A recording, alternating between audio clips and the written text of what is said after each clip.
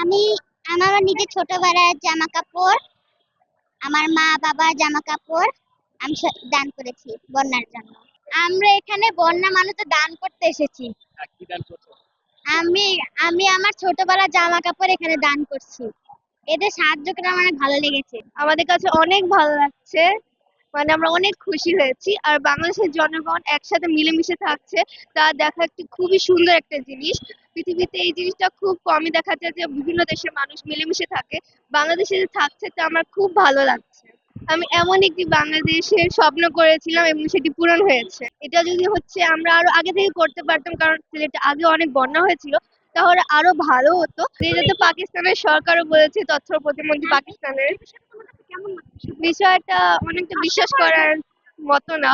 এটা একটু হাস্যকর একটি বিষয়, এটা বিশ্বাস করার মতো না। আমার মনে হচ্ছে এই কথাটি ফেক। এটা খুবই একটি খারাপ জিনিস। ভারতকে এর জন্য মূল্য দিতে হবে যে তারা এত খারাপ আমাদের দেশের সাথে কেন করছে, এটা ঠিক নয়।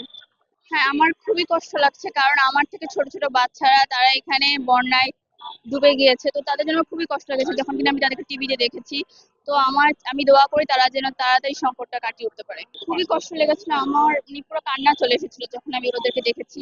কারণ তারা আমার বোন ভাই হয়, তো তাদের জন্য আমি দোয়া করি তারা যেন তাদের অবশ্যই ভারত দায়ী, কারণ তারা যে বাঁধটা খুলে দিয়েছে, তো এটার জন্য বাংলাদেশটা অনেক হয়ে গেছে, বন্যা হয়ে গেছে। এবং তারা আমাদেরকে আগে কোনো বলেনি একবারও যে তারা বাঁধটা খুলে দিবে।